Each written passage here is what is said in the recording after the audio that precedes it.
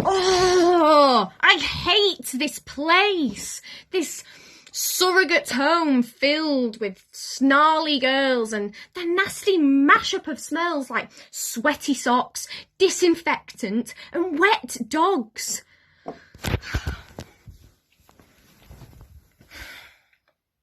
Coming here was my mum's idea. Millicent, dear, it will be wonderful. No boys, no distractions, and a chance to make lifelong friends. Right. Living at the Northam School for Girls is like living with a pack of bejewelled jackals wearing makeup. Like living inside Dante's Inferno, specifically the ninth circle of hell. Treachery. Led by headmistress Wilma Woosley, an old bat twice as old as Methuselah and as cold as the ice in Lake Cocytus, that big frozen lake in the ninth circle.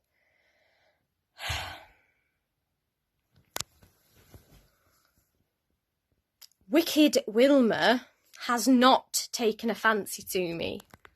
At first it was subtle, a small remark about needing to tame my hair.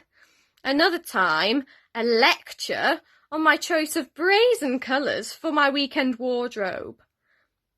You know, dear, certain hues speak to refinement, others do not. I will never be a Northam pastel princess, adorned in pearls and carrying a prissy designer purse that holds a massive weekly allowance.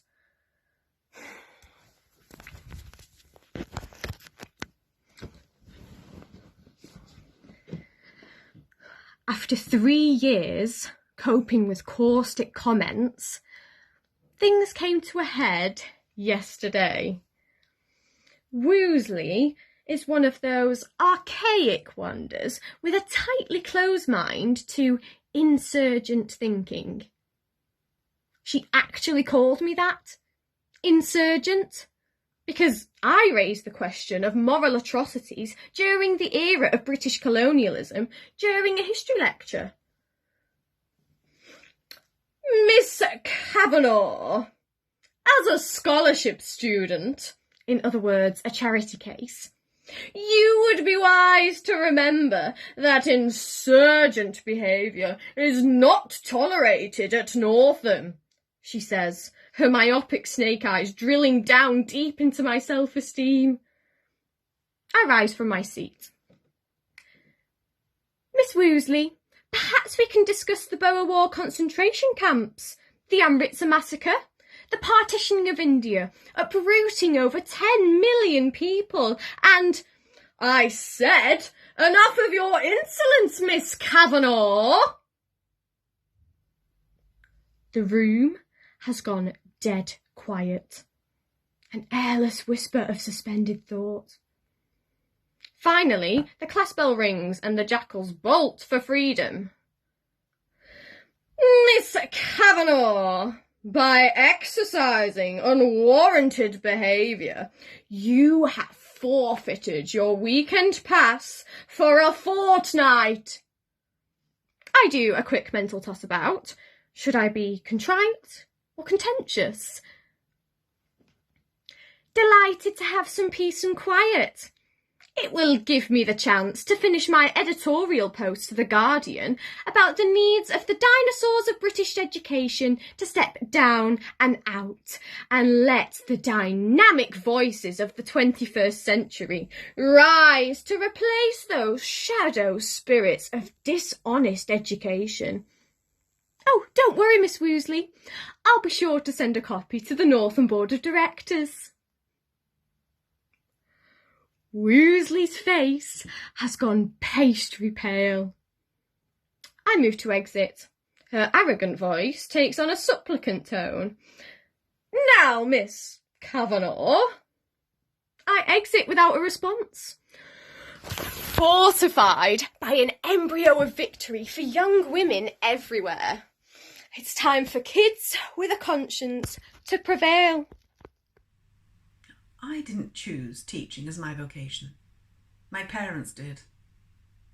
They saw education as a settling occupation, something that would offer financial security until I found my rightful place in society as a wife. Back then I believed in their parental logic. I was the dutiful, docile daughter. Followed their wisdom, graduated university, and here I am. Here I have been for over 20 years. And here is where I won't be staying. In the beginning, I was ever the youthful, enthusiastic teacher, a blind follower of core curriculum, advocate of culture, defined by the perpetrators of my paycheck. I was the submissive agent provocateur of mumbo-jumbo to a tribal class of young women who fed into the role of playing Wendy to Peter Pan. There were no Tinkerbells rising to question the status quo of privilege, honour, or even a semblance of scholarly mindset. Yesterday, it finally happened. I was challenged by that brilliant girl, Millicent Cavanaugh, the lone voice in my career that has questioned and to defy my complacency. That girl awakened me to the woman living behind my carefully guarded secrets and self-deceptions. Truth stifled through late-night bouts with Bombay gin. A temporary solution to quell my thirst for a non-linear life. Come Monday, I shall be giving the school trustees notice that I will be leaving at the end of term. I can already feel the freedom. Experience keeps a dear school, but fools will learn in no other. Such wise words from Benjamin Franklin. And when I leave my post, I must send a note of thanks to Millicent. She deserves to know that sometimes a student becomes the teacher, and that I am grateful for her gifting me the courage to face myself in a full-length mirror. In middle life, I deserve to let my inner Tinkerbell loose, spread my wings and follow a divergent flight plan to happiness.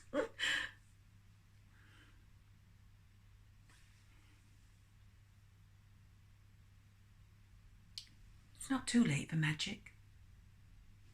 I met someone. The someone. We're moving to Dorset to make a home together. We're going to paint seascapes, capture sunrises on canvas, and take sunset walks barefoot along the beach in summer.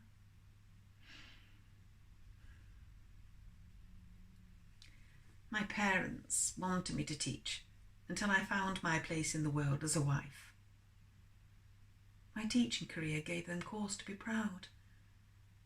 But now I wonder, will they be proud still when they discover that the man of my dreams is a woman named Celia?